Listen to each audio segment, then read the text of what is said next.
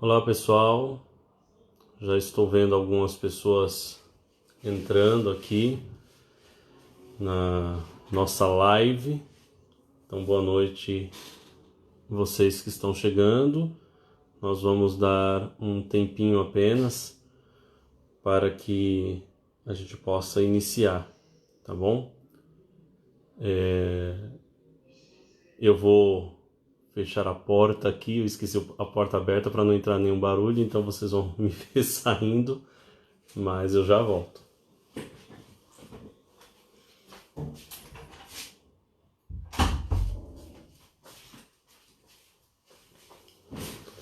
Pronto, já estou de volta. Boa noite a vocês. Alguns passaram, eu não vi aqui o comentário. Então, boa noite, Matheus, Jansen, Elba, boa noite, Verinha, boa noite. Outros vão aparecendo, o Geraldo, Tiago, Zita, Vanessa, boa noite, Deus abençoe, Marli, Maria das Graças, Socorro, a Caroline, Távora, boa noite.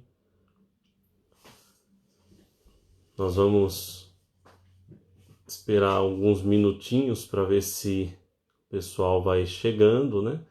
Francisco, boa noite. Alice, Tatinha, boa noite.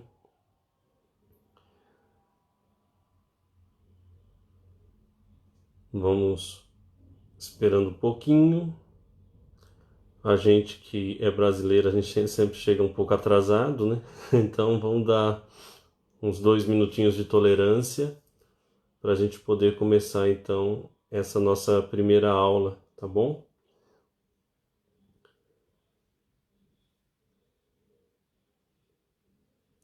Eu espero que vocês estejam bem, né, nas casas de vocês. Eu sei que é um tempo um pouco chato, né? De ficar trancado dentro de casa. É bem complicado. Na live que eu fiz na segunda-feira, eu dizia, né, que eu que sou elétrico, eu fico totalmente ansioso, né, nessa situação, mas faz parte, né? Então vamos colaborar também da forma como nós pudermos e aproveitar esse tempo para estudar um pouquinho, né, sobre a nossa fé, tá? A Sueli Souza está dizendo aqui que no dia 28 faz um ano que seu pai faleceu. Que Deus te abençoe, viu? E console o seu coração, né? Embora nós não tenhamos a missa, não possamos marcar as missas, mas quando nós estivermos rezando a missa, coloque lá, num comentário mesmo, né? Coloque lá que você está colocando como intenção a missa de um ano do seu pai, tá bom? Não tem problema nenhum. Enquanto nós estivermos rezando, por mais que a gente não consiga falar, né? Porque nós estamos gravando e rezando ao mesmo tempo, mas vá colocando as suas intenções, tá? Vocês que estão acompanhando, vão colocando suas intenções também nos momentos de missa, tá? Boa noite, Kátia, Sueli, Maria do Rosário, Marta, tantos outros que foram passando e eu não vi, e eu peço já desculpas, viu? Aguinaldo também, peço desculpas de não ir falando o nome de todo mundo, porque senão a gente não entra no tema, né? Então, vocês vão me desculpar, tá bom? Bom, pessoal, já demos 2 minutos aqui de tolerância, né? Então vamos começar este nosso momento de estudo para que a gente não termine também muito tarde. A ideia é que a gente fale uns 20 minutos, tá? Para não ficar muito cansativo também. E depois a gente vai trabalhando nos outros dias, né? Nas próximas semanas, a gente vai trabalhando os demais temas, tá? Então, apenas lembrando, quem está chegando agora, quem não está sabendo de nada, né?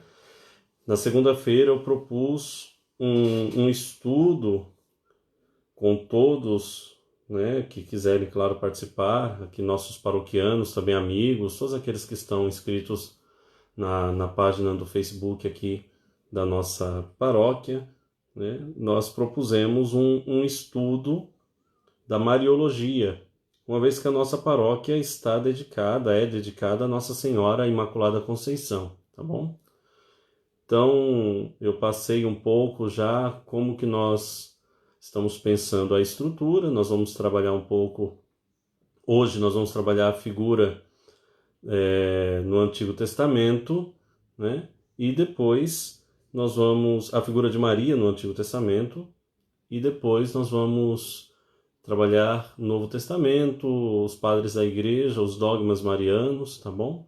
E também o Vaticano II, Concílio Vaticano II, mais especificamente a Constituição Dogmática Lumen Gentium, que traz um capítulo, o capítulo 8º, dedicado a Maria, tá bom? Vamos lá, pessoal.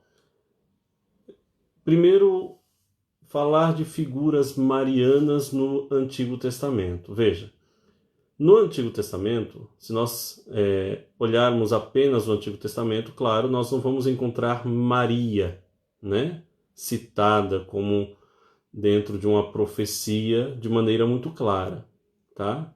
Tudo que nós dizemos de Maria no Antigo Testamento, nós dizemos porque nós enxergamos no Antigo Testamento já o Novo Testamento, né? Existe um axioma agostiniano que diz que o Novo Testamento já estava contido no Antigo Testamento. Então, por isso, nós conseguimos olhar para algumas situações, ou algumas figuras, ou imagens, ou pessoas, né, do Antigo Testamento e indicar alguma situação própria do Novo Testamento, ok? Então, se você for procurar Nossa Senhora lá no Antigo Testamento, alguma referência clara a Maria no Antigo Testamento, você não vai encontrar. O que você vai encontrar são imagens, figuras, ok? Por isso que eu dei o nome desta aula de figuras marianas no Antigo Testamento, e não simplesmente Maria no Antigo Testamento, porque Maria você não vai encontrar no Antigo Testamento, tá? Mas algumas situações, pessoas, personagens, símbolos que apontam para Maria, ou que serão interpretados como uma referência à Nossa Senhora, principalmente pelos padres da Igreja e depois por tantos outros teólogos, ok? Então, partindo desse pressuposto que o Novo Testamento já está contido de alguma forma no Antigo Testamento, é que nós podemos falar de figuras marianas no Antigo Testamento, ou situações, ou símbolos, ou personagens que nos indicam Maria. Okay? Vou apenas tratar de algumas figuras, algumas imagens, porque são muitas e a gente acabaria ficando muito tempo falando disso, tá? Mas vou trabalhar algumas imagens principais que também são trabalhadas pelos padres da Igreja e pelos teólogos.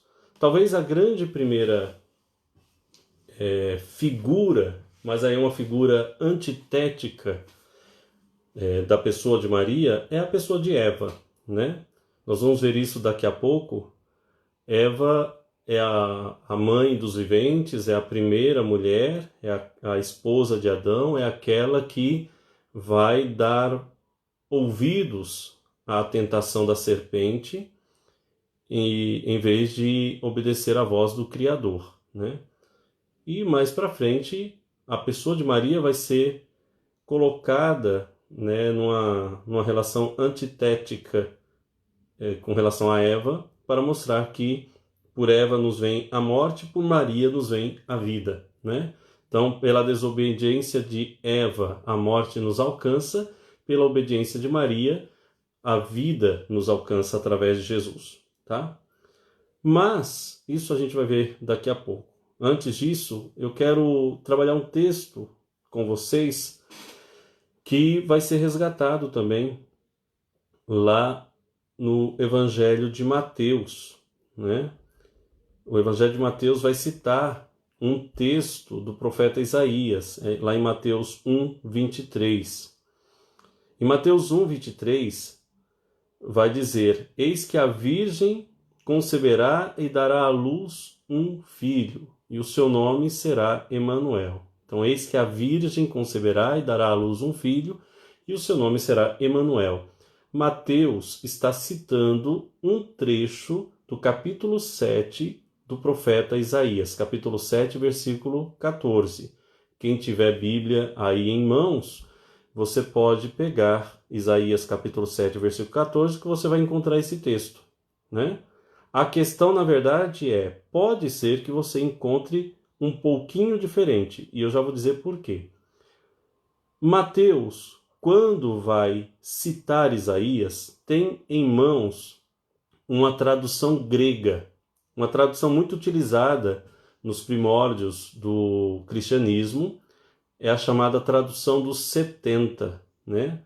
A ideia seria que 70 sábios de Israel teriam traduzido a Bíblia hebraica para o grego, para os judeus que estavam na diáspora, ou seja, que estavam fora do território de Israel e que já tinham perdido, de certa forma, o contato com o hebraico.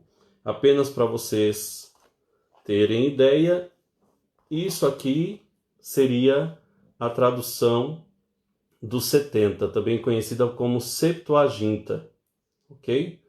Essa tradução, então, você tem o texto em grego. Eu vou tentar aproximar um pouco para você dar uma olhada. Perceba que não está em português, está em grego, ok? Então, essa é a tradução dos 70. Provavelmente, claro, né, em pergaminhos que Mateus tinha, ou em pequenos rolos, tá? Mas essa é a tradução utilizada por Mateus quando ele vai citar Isaías. Por que eu estou dizendo tudo isso? Porque o texto original hebraico não vai trazer a palavra virgem de uma forma muito clara, tá? O texto hebraico vai trazer a palavra jovem. Não sei a Bíblia que você tem em mãos, né? Dependendo da Bíblia, a tradução de Isaías 7,14 vai ser eis que a jovem conceberá. Por exemplo, a Bíblia de Jerusalém. Quem tem a Bíblia de Jerusalém, que é uma Bíblia de estudos, você vai encontrar lá no versículo 14 o seguinte: pois sabeis que o Senhor mesmo vos dará um sinal. Eis que a jovem está grávida e dará à luz um filho e dar-lhe-á o nome de Emanuel. Isso, a Bíblia de Jerusalém. Se você vai na tradução nova da Bíblia da CNBB, né, que é uma tradução, por sinal, muito boa, vai dizer assim, lá em Isaías 7,14: pois bem, o próprio Senhor vos dará um sinal. A virgem ficará grávida e dará à luz um filho e lhe porá o nome de Emanuel. Então, a Bíblia de Jerusalém traz o termo jovem. A Bíblia da CNBB traz o termo virgem, ok? Então, a da CNBB conserva o sentido da tradução dos 70, enquanto a de Jerusalém vai traduzir a palavra como está no hebraico. Então, na tradução hebraica, aliás, no texto hebraico, eis que a jovem, a palavra jovem em hebraico é alma, A-L-M-A-H seria a transliteração do hebraico, tá bom? Alma. Eis que a Alma está grávida e dará à luz um filho e dar-lhe-á o nome de Emanuel. Então, a jovem está grávida. E no texto grego, em vez de aparecer o termo jovem, aparece o termo virgem, partenos, né? Então, eis que a partenos está grávida e dará à luz um filho. Alguns vão dizer, críticos vão dizer que isso invalidaria a ideia de que Maria seria virgem no tempo em que fica grávida de Jesus, né? Entretanto, é importante a gente saber também uma coisa. Há muitos autores que trabalham com a ideia de que quando os sábios de Israel, os 70 sábios, traduziram a Bíblia para o grego, embora não tenham traduzido a palavra alma no seu sentido primeiro, de jovem, traduziu-se o sentido que está por detrás da palavra alma, né? Então, a jovem que é dada em casamento, naquela época, era uma donzela, né? A jovem que estava em idade de casamento. E, geralmente, essa jovem, ela era virgem, tá bom? Nesse sentido, em vez de traduzir por jovem, os sábios de Israel, quando foram traduzir para o grego, resolveram traduzir o sentido de alma e não simplesmente a palavra. Então traduziram alma com o sentido de betulá. Betulá, sim, seria essa ideia de virgem, né? Então traduziram como partenos, né? Ou alguns vão colocar o acento em partenos. Eu, para falar a verdade, não sou muito bom no grego, tá bom? Então me desculpem se tiver alguém aí que conhece um pouquinho de grego, porque a gente não está tão habituado assim, ok? Então, quando os sábios de Israel vão traduzir, alma traduzem por partenos, que é virgem, tá? E carrega então consigo o sentido de betulá, que seria virgem no hebraico, ou uma jovem virgem também em idade de casamento. Então, aqui está a primeira referência à pessoa de Maria que eu queria trabalhar com vocês, né? A virgem que dá a luz, tá? A virgem que dá a luz. Então, no texto grego, como eu mostrei para vocês, deixa eu ver se eu acho aqui, vocês vão ver a palavra partenos. Vou tentar indicar aqui com o dedo bem do lado, tá bom? Tá circulado aí. Quando foi traduzido também para o latim, a nossa Vulgata, né, a Bíblia em latim, quando foi traduzido como Virgo, né? Então, a Virgem. Propter hoc dabit Dominus ipse vopis signum, et Virgo contiepiet, et pariet, filium et vocabitis nomen eius Emmanuel, tá? Et vocabitis nomen eius Emmanuel. Ou seja, eis que a Virgem conceberá e lhe porá o nome de Emanuel. Ok? Até aí, pessoal? Então essa é uma primeira referência, tá bom?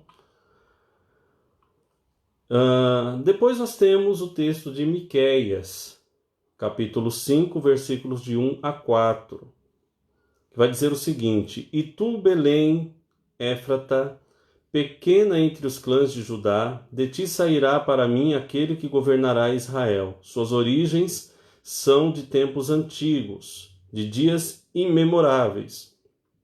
Por isso ele os abandonará até o tempo em que a parturiente dará a luz. Então, a parturiente dará a luz àquele que virá para apacentar, governar o povo de Israel.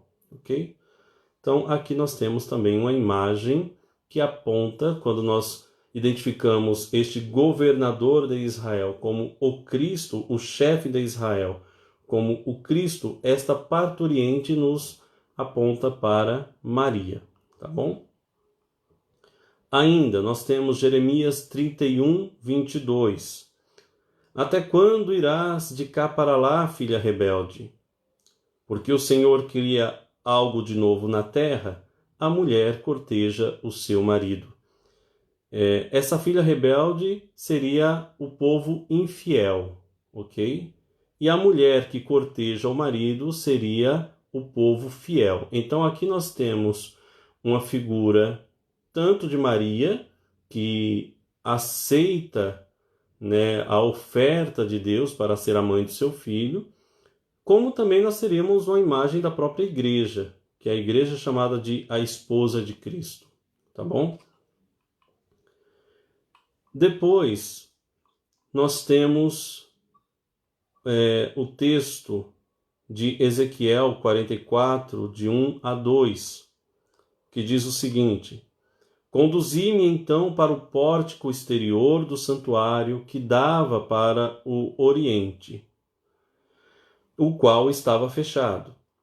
O Senhor me disse: esse pórtico ficará fechado, não se abrirá e ninguém entrará por ele, porque por ele entrou o Senhor, o Deus de Israel, pelo que permanecerá fechado.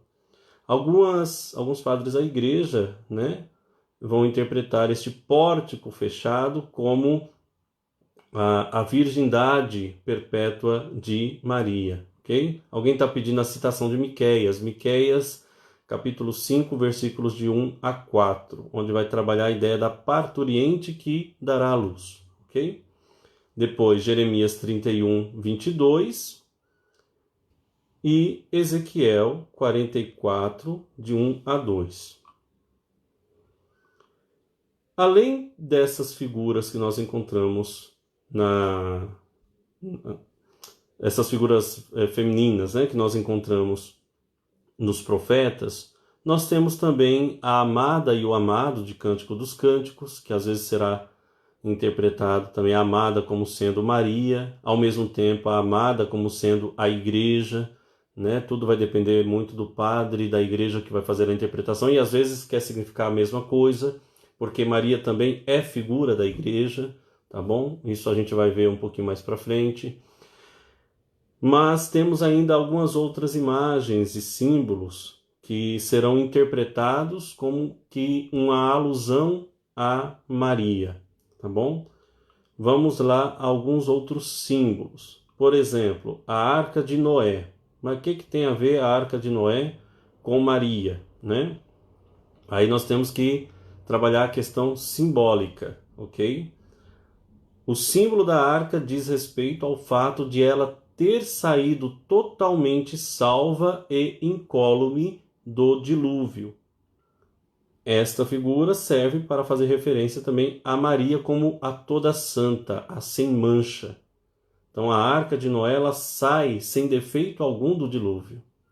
Maria, ela é aquela que é preservada por Deus de qualquer mancha, de qualquer corrupção, tá bom? Também, isso é a cena da arca, está em Gênesis 3, de 12 a 22, ok? Aliás, eu coloquei Gênesis 3, mas não é Gênesis 3, tá? Deixa eu pegar aqui. Eu coloquei aqui uma citação errada. Deixa eu pegar rapidinho.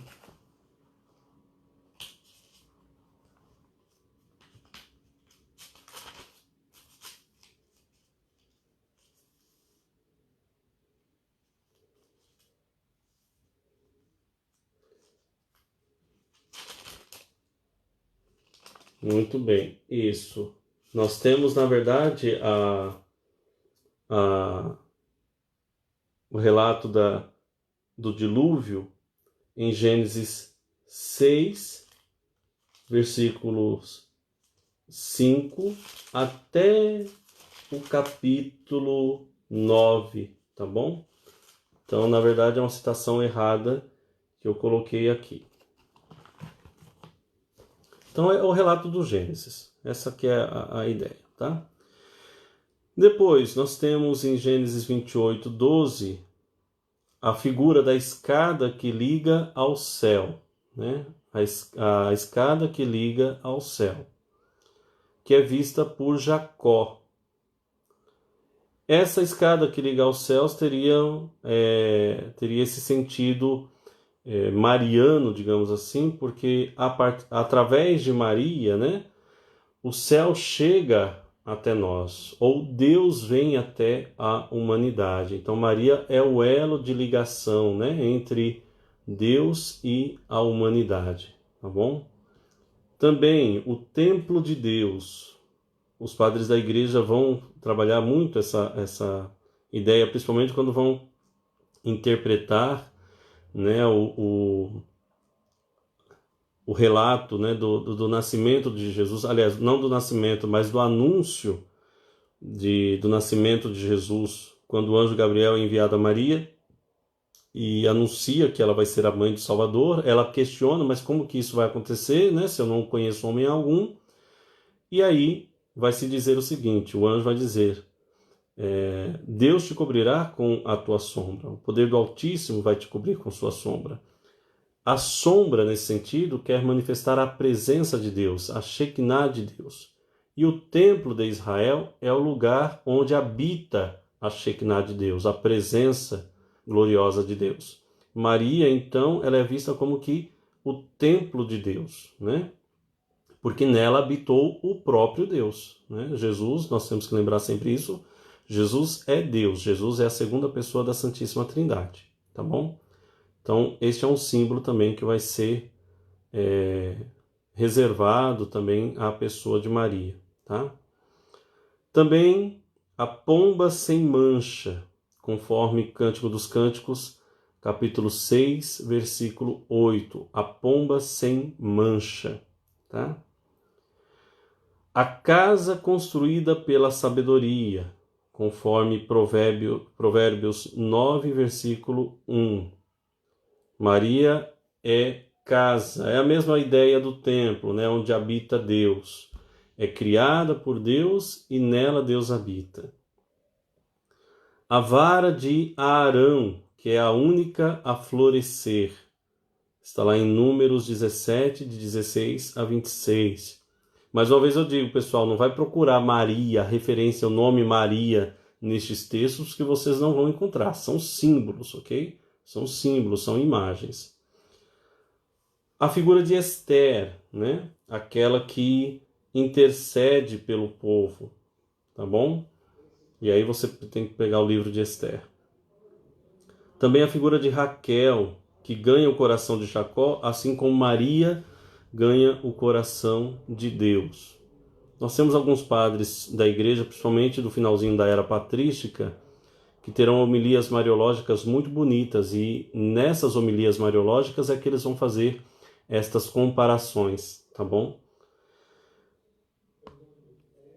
O Papa Pio XII, quando vai proclamar o dogma da Assunção de Maria, ele vai resgatar a relação antitética, né, de Eva e Maria, e vai dizer o seguinte: convém, sobretudo, ter em vista que já a partir do século II, os santos padres apresentam a Virgem Maria como a nova Eva, sujeita sim, mas intimamente unida ao novo Adão, que é Cristo, né, na luta contra o inimigo infernal.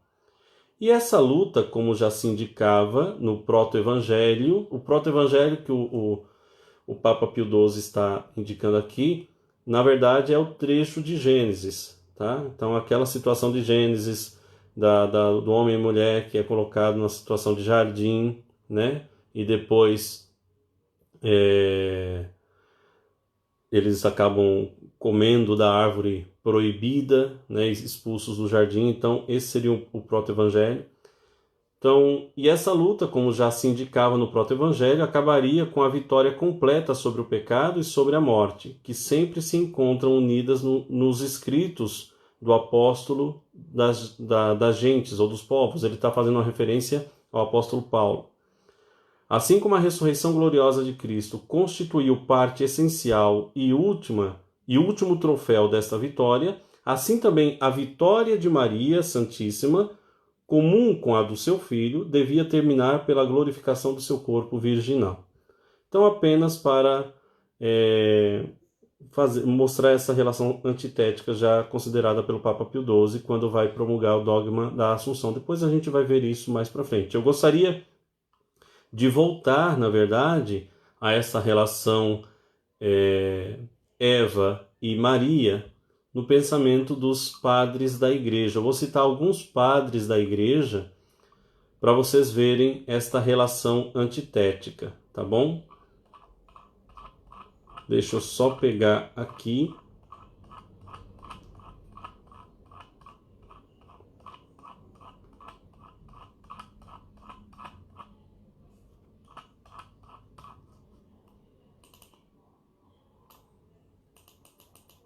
Pronto. Então veja, nós temos os padres do Ocidente e os padres do Oriente, tá? Quando eu digo aqui os padres, eu estou falando dos grandes teólogos do início da era cristã. Então, não necessariamente eles eram padres, tá bom? São chamados padres ou pais da igreja, porque a sua teologia ajudou a igreja a compreender a sua fé, ok? Então, nós temos alguns padres da igreja que vão trabalhar esta antítese, Eva-Maria. Por exemplo, Justino de Roma vai dizer: Eva, quando ainda era virgem incorrupta, havendo concebido a palavra que lhe disse a serpente, deu à luz a desobediência e a morte.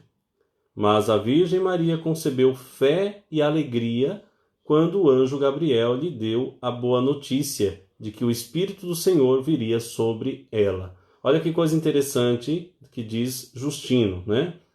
Então, Eva, quando era virgem incorrupta, ou seja, quando ela não tinha pecado, tá?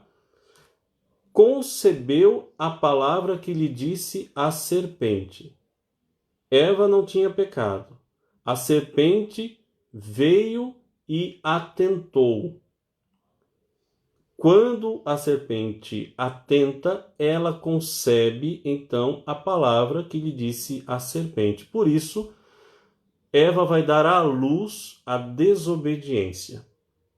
Ok? Segundo Justino. Ela vai dar à luz a desobediência e, como consequência da desobediência, a morte. Ao contrário, Maria, também sendo virgem, vai, porque é obediente a Deus, vai conceber fé e alegria. Ok? Outro padre da igreja que vai trabalhar esta relação antitética, Irineu de Lyon. Irineu vai dizer o seguinte: assim como Eva, tendo um esposo, Adão, mas permanecendo virgem, por sua desobediência foi causa de morte para si e para toda a raça humana, assim também Maria, casada e sem dúvida virgem pela sua obediência, se converteu em causa de salvação, tanto para si como para todo o gênero humano. Assim sucedeu que o nó da desobediência de Eva foi desatado pela obediência de Maria. Pois o que a Virgem Eva tinha ligado com sua incredulidade, a Virgem Maria desligou com sua fé. Olha que coisa interessante também e bonita, né? Maria, ela é vista como aquela que, por sua obediência, causa a salvação de toda a humanidade. Ao contrário de Eva, que por causa de sua desobediência, causa, na verdade, a morte, a condenação para toda a humanidade. E a desobediência de Eva ata um nó para a humanidade, né? Todos nós estamos presos à desobediência de Eva. E Maria vem e desata esse nó atado por Eva através da sua obediência, da sua fidelidade ao projeto salvífico de Deus, tá? Depois, temos a figura de Tertuliano. Tertuliano vai dizer: Eva, sendo virgem, foi seduzida pela palavra do demônio, construtor da morte. Está, na verdade, ligado também ao que diz Irineu e Justino. Da mesma maneira, em uma virgem se introduziu a palavra de Deus, Criador da vida, a fim de que o que se havia perdido por uma mulher pudesse ser restaurado e salvo por meio de outra mulher. Eva acreditou na serpente, Maria acreditou em Gabriel. A falta que um havia cometido, crendo, a outra reparou crendo. Olha que coisa interessante, né? Eva acreditou na serpente. Ao acreditar na serpente, ela comete uma falta crendo. Maria repara essa fé de Eva na serpente através da sua fé em Deus, que é o Salvador. Então, Eva acreditou na serpente, Maria acreditou no anjo Gabriel, no enviado de Deus. Deus, fazendo chegar ao seio da Virgem seu Verbo, nosso bom irmão, apagou a memória de tão mau irmão. Esse tão mau irmão seria provavelmente Adão, tá? São Jerônimo também vai reduzir essa síntese, aliás, essa antítese, né? Eva, Maria, da seguinte forma, de uma maneira muito clara: morte por Eva, vida por Maria. Santo Agostinho vai dizer: a morte chegou por uma mulher, também por uma mulher nos foi dada a vida. Tá bom? Depois nós temos alguns padres do Oriente, né, da patrística oriental. Santo Efrem, por exemplo, vai dizer: a maravilhosa e amável glória do homem se perdeu por causa de Eva. Olha que coisa interessante. A maravilhosa e amável glória do homem se perdeu por causa de Eva. Foi restaurada por causa de Maria. Isso está nos seus sermões exegéticos. Também nos seus hinos sobre a Beata Virgem Maria, ele vai dizer, Santo Efrem: por Eva surgiu a morte e a vida nos vem por Maria. Tá bom? Teodoro de Ancira, outro padre da igreja, vai dizer: no lugar da Virgem Eva, que havia administrado a morte, uma virgem foi agraciada por Deus e escolhida para administrar a vida. Esta mulher, digna de seu Criador, nos foi dada pela divina providência como dispensadora de bênçãos, não provocando a desobediência, mas mostrando o caminho da obediência, não nos oferecendo frutos mortíferos, senão indicando-nos o pão vivificante. Isso é interessante, né? O que diz Teodoro de Ancira aqui.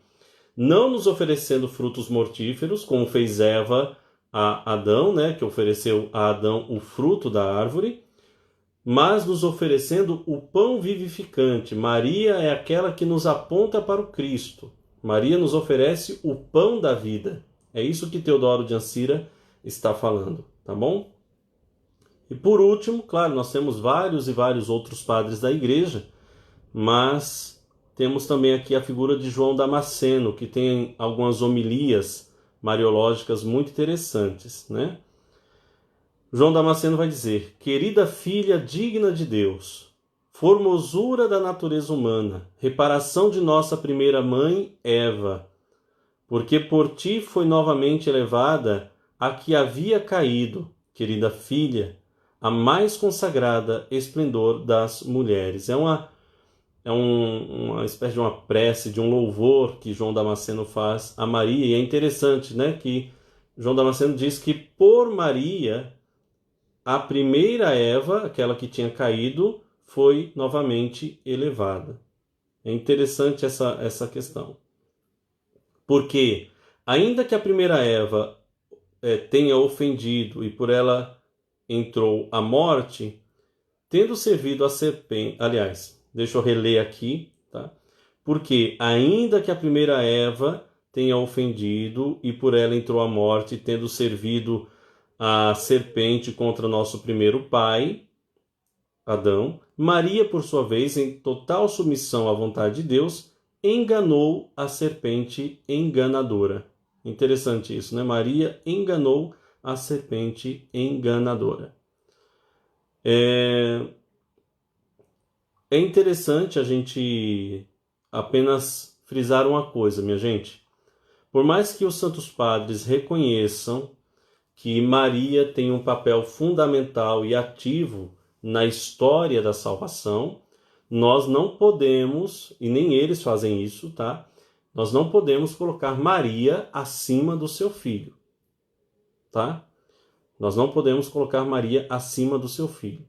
Todos os privilégios recebidos por Maria se dão em vista da encarnação de Jesus, do Verbo de Deus. A encarnação do Verbo de Deus, né?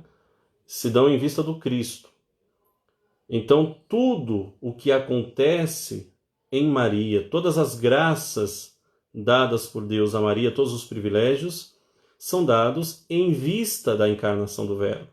tá? Não por mérito próprio, mas em vista da encarnação do Verbo. Porque são os méritos de Cristo que a preservam do pecado original, são os méritos de Cristo que a fazem ser aquilo que ela de fato é na história da salvação.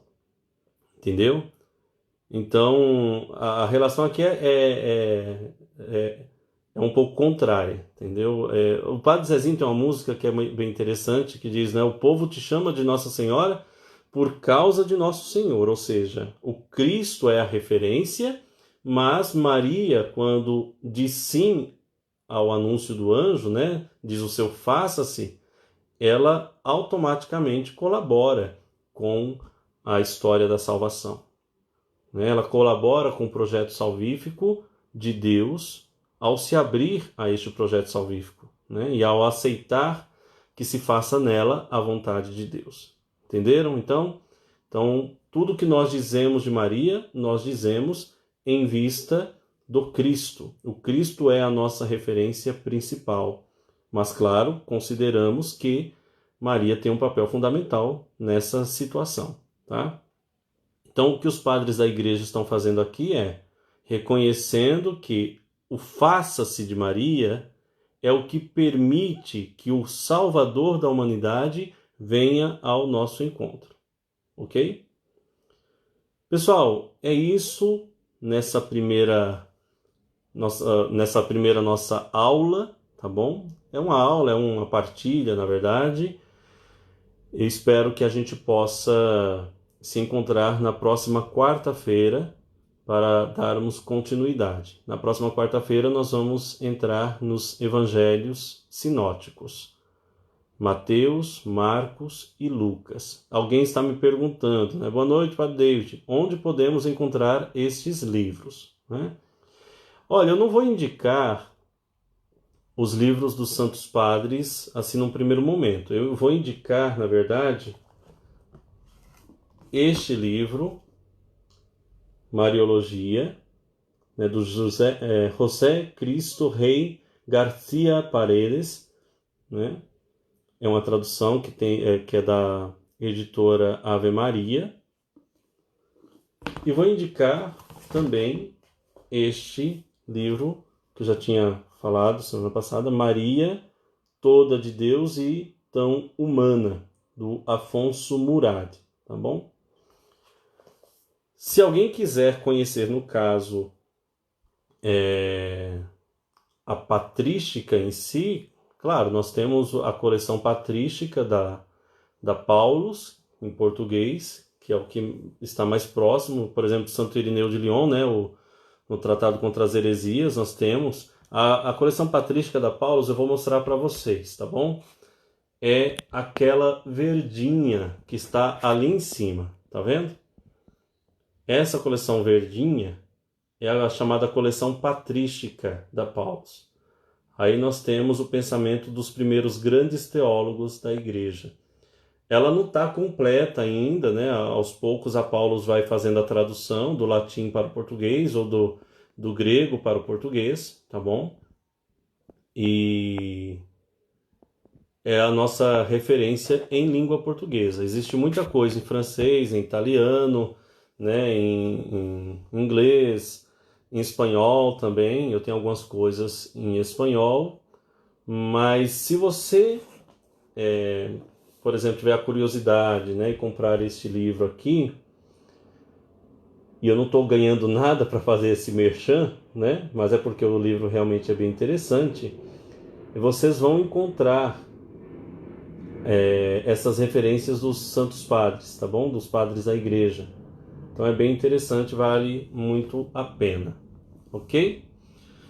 Pessoal, é isso. Espero que vocês tenham gostado desse primeiro encontro nosso. Na próxima semana, então, a gente entra nos evangelhos sinóticos, trabalhando um pouco os relatos do nascimento de Jesus, aliás, do anúncio do nascimento de Jesus, tá bom? Então nós vamos trabalhar um pouco o relato em Mateus e em Lucas. Boa noite a todos vocês, que Deus os abençoe. Vamos rezar uma Ave Maria. Ave Maria, cheia de graça, o Senhor é convosco. Bendita sois vós entre as mulheres, e bendito é o fruto do vosso ventre, Jesus.